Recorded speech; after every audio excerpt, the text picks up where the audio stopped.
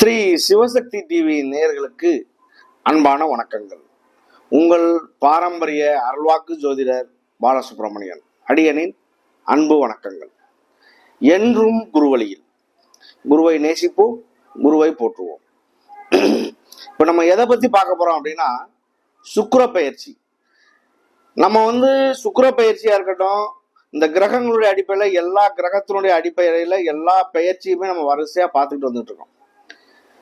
இப்ப இந்த மாசம் பாத்தீங்க அப்படின்னா ஆவணி மாசம் 8ஆம் தேதி தமிழுக்கு, ஆங்கிலத்துல பாத்தீங்க அப்படின்னா 24/8/2024 சனிக்கிழமை பின் இரவு பெயர்ச்சி ஆகிறார். அதாவது சூரியோதயத்துல 48 நாளையோ 50 நாளையோ பக்கம் கழிச்சுதான் அவர் பெயர்ச்சி ஆகிறார்.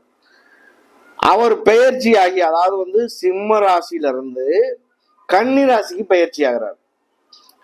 சிம்ம ராசியிலிருந்து கன்னிராசிக்கு பெயர்ச்சி ஆகி 11/9/2024 9வது மாசம் 11ஆம் தேதி வரைக்குமே அவர் அங்கே இருக்கார்.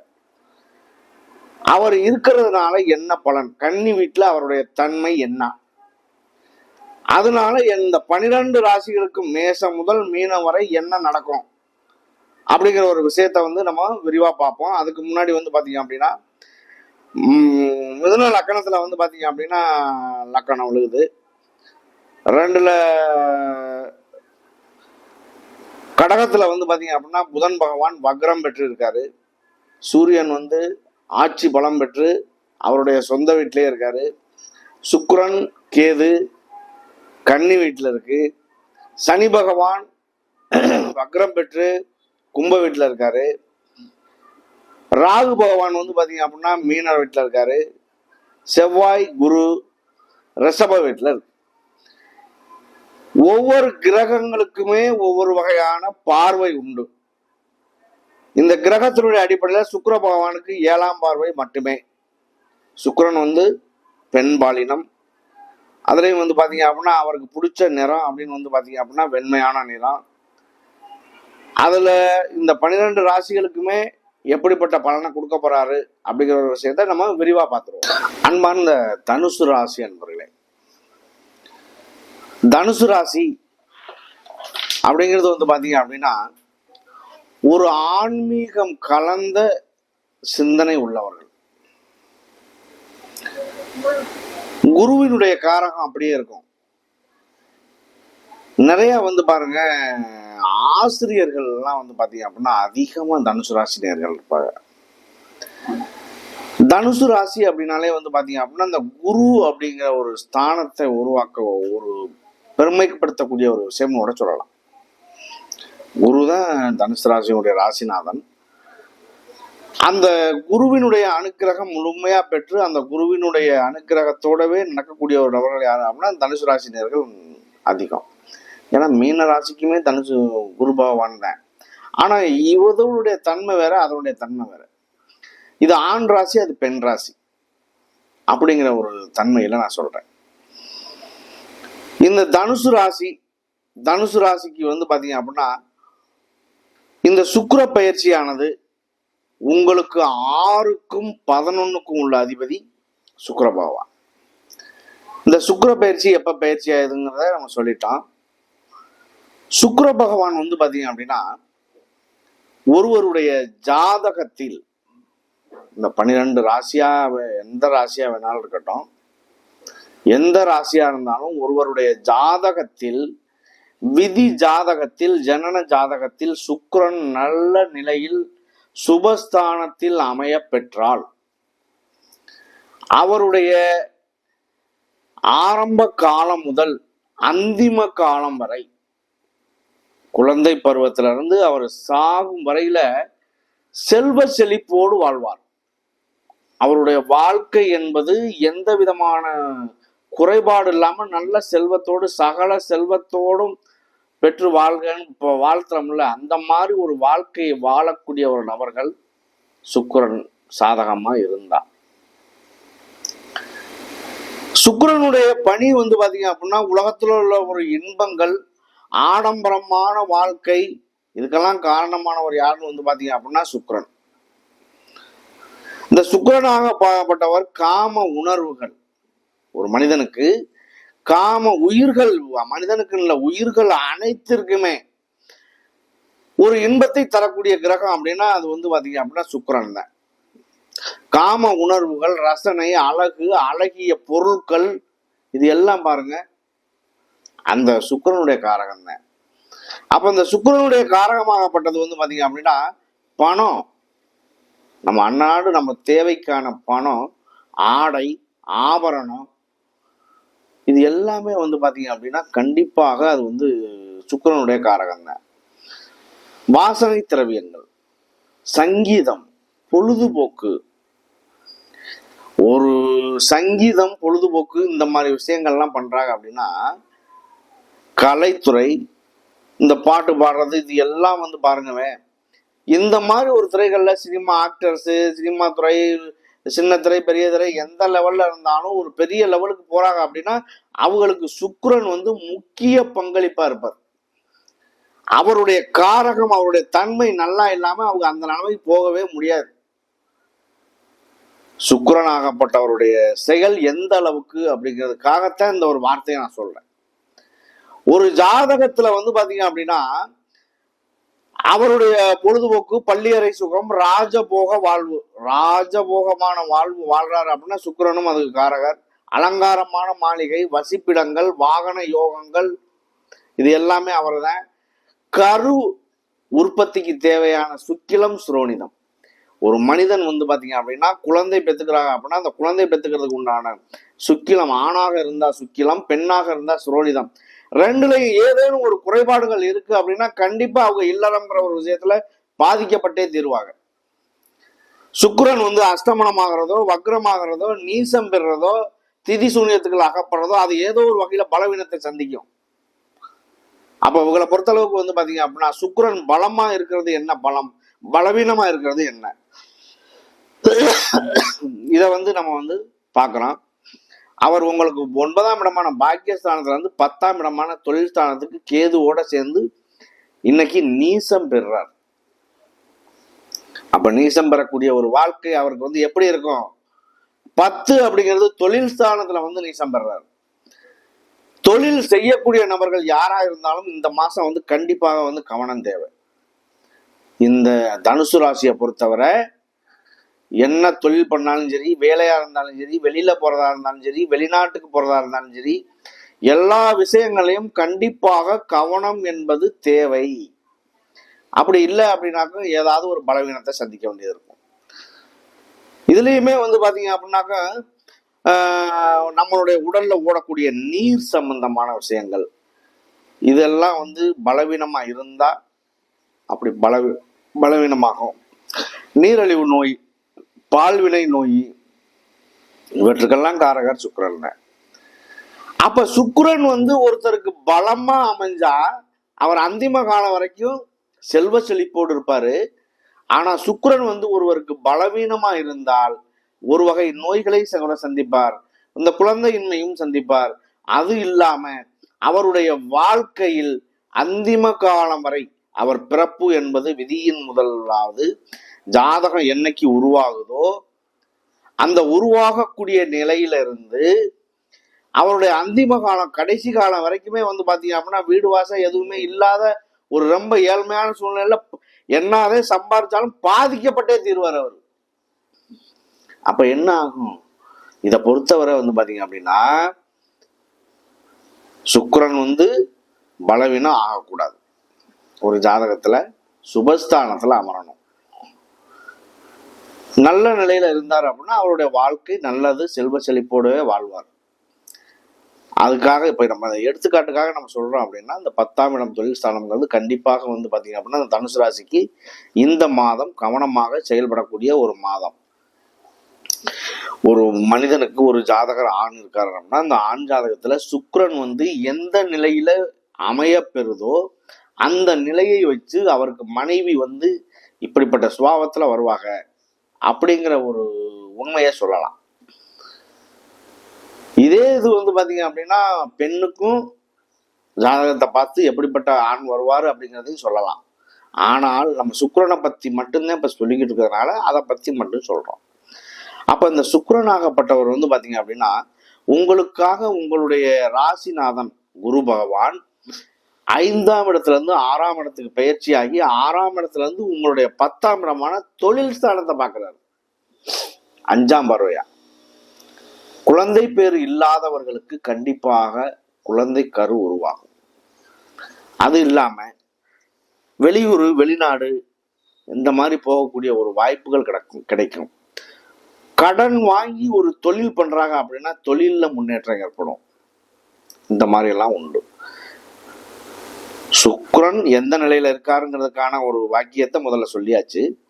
ஆனா அந்த இடத்தையே வந்து குருவும் பார்க்கிறார். குரு பார்த்தால் கோடி நன்மை.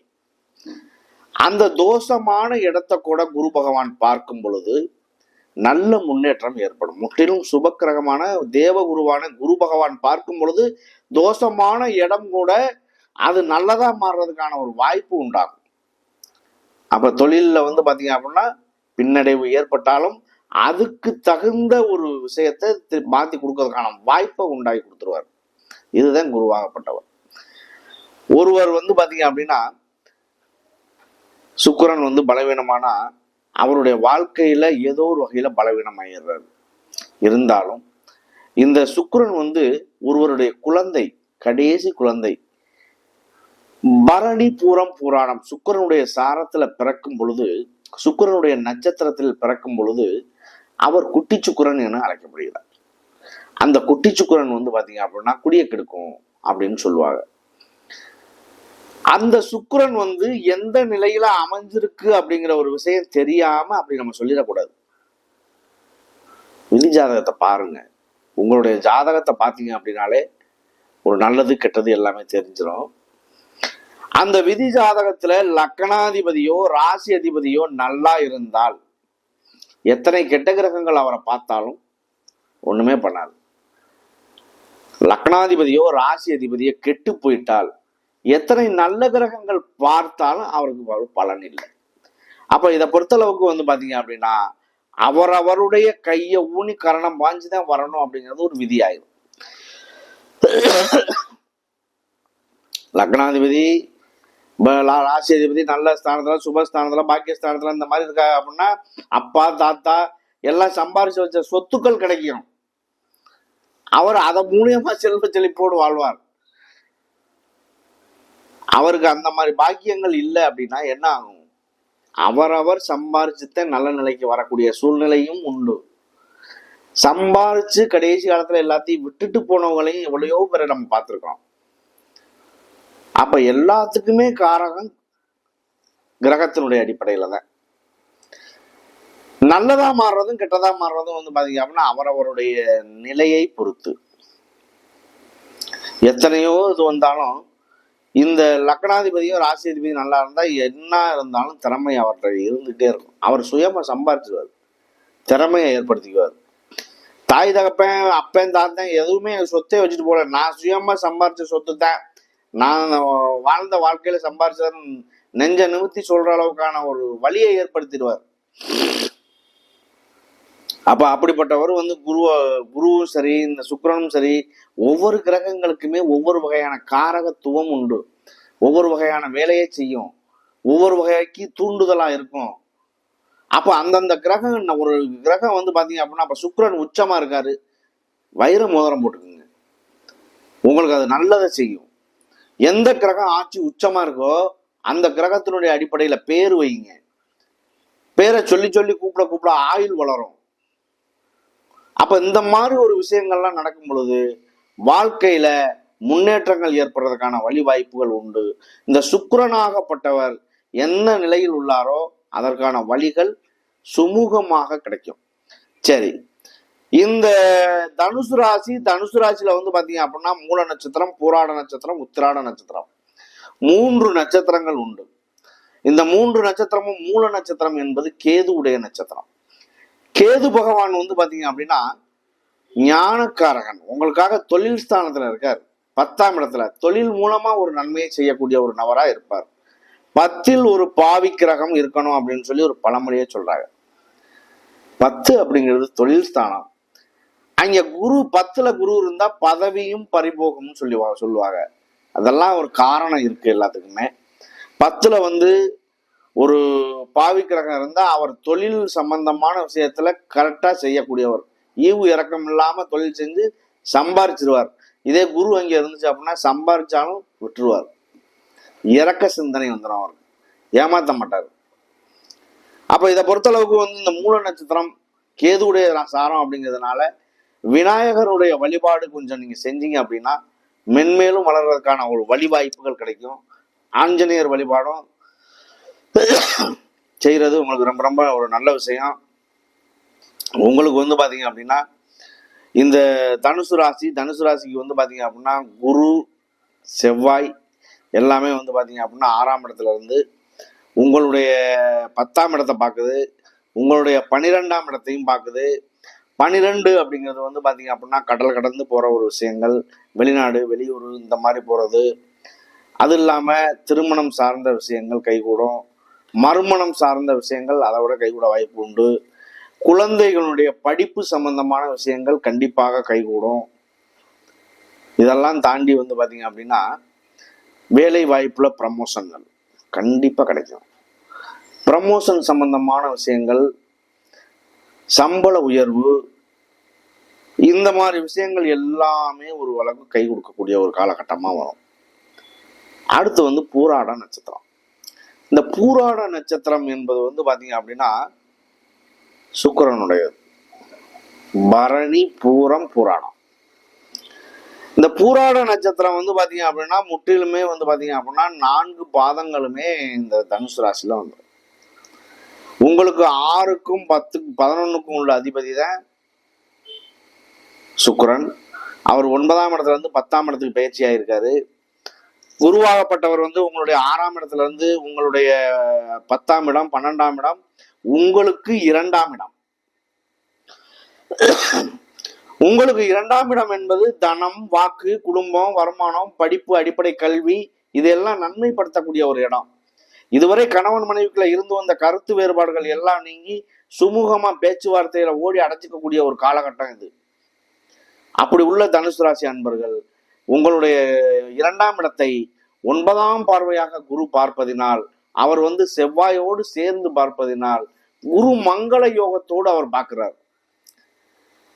அப்ப தனகா, அதாவது வந்து பாத்தீங்க அப்படின்னா குருவாகப்பட்டவர் வந்து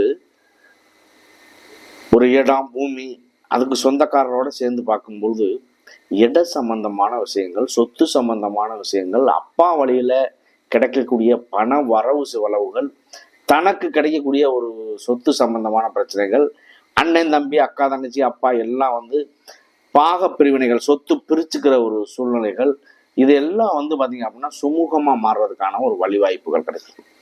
பிரச்சனையா கடந்த ஒரு விஷயத்த சுமூகமா மாத்திக்கிறது, இதுதான் அந்த மாதிரி ஒரு நேர காலங்கள். இந்த பூராட நட்சத்திரத்துக்குமே வந்து பாத்தீங்க அப்படின்னா ஓரளவுக்கு நல்லது ஒரு வாய்ப்பாக அமைய வாய்ப்பு உண்டு. அடுத்து உத்திராட நட்சத்திரம். அதாவது கார்த்திகை, உத்திரம், உத்திராடம் இது சூரியனுடைய நட்சத்திரம். அப்ப சூரிய பகவான் வந்து பாத்தீங்க அப்படின்னா ஆட்சி பலம் பெற்று பாக்கியஸ்தானத்துல இருக்கார். உங்களுக்கு பாக்கியஸ்தானத்துல ஆட்சி பலம் பெற்று இருக்கிறதுனால நல்லதொரு அமைப்பா கிடைக்கும். சூரியனும் ஆட்சி பலத்துல பாக்கியஸ்தானத்துல இருக்கிறதுனால அப்பா அப்படிங்கிறவர் ஸ்டெடியா இருப்பாருன்னு அர்த்தம். அப்போ அவர் ஸ்டெடியா இருக்கையில எல்லாருக்கும் நல்லது செய்யறதுக்கான வாய்ப்பு உண்டு. அப்ப இதை பொறுத்தவரைக்கும் எப்படி இருக்கும், உத்திராட நட்சத்திரமும் வந்து பாத்தீங்க அப்படின்னா நல்ல கண்டிப்போடு, செயல்பாட்டோடு, நல்ல ஒரு உரிமையோடு, அது இல்லாம வந்து பாத்தீங்க அப்படின்னா ஒரு குடும்பத்தை வந்து ஒரு தகப்பன் வந்து என்ன கண்ட்ரோலுக்குள்ள வச்சிருப்பாரோ அந்த கண்ட்ரோல், தான் வேலை பார்க்கக்கூடிய இடத்துல ஒரு கண்ட்ரோல் வச்சுக்கிறது, வெளியில போய் ஒரு கட்டுப்பாட்டுக்குள்ள ஒரு 10 பேர் வச்சு வேலை பார்க்கறது, இந்த மாதிரி அமைப்புகள்லாம் இந்த உத்திராட நட்சத்திரத்துக்கு உண்டு. எந்த நிலையில் இருந்தாலும் இந்த 3 நட்சத்திரத்துக்குமே வந்து பாத்தீங்க அப்படின்னா இந்த சுக்கிர பயிற்சியானது சுக்கிரன் அவரவருக்கு என்ன அமைப்புல இருக்கு அப்படிங்கிறத வச்சு அந்தந்த தசாபுத்தி காலங்கள், அதாவது விதி மதி கதி, இதற்கு தகுந்தாற் போல்தான் வாழ்க்கை ஓடும். இந்த சுக்கிரனாகப்பட்டவர் 9ஆம் இடத்துல இருந்து 10ஆம் இடத்துக்கு பயிற்சி ஆகிறதுனால தொழிலில் ஓரளவு முன்னேற்றங்கள் ஏற்பட வாய்ப்பு உண்டு. வாய்ப்புக்கு நன்றி, வணக்கம்.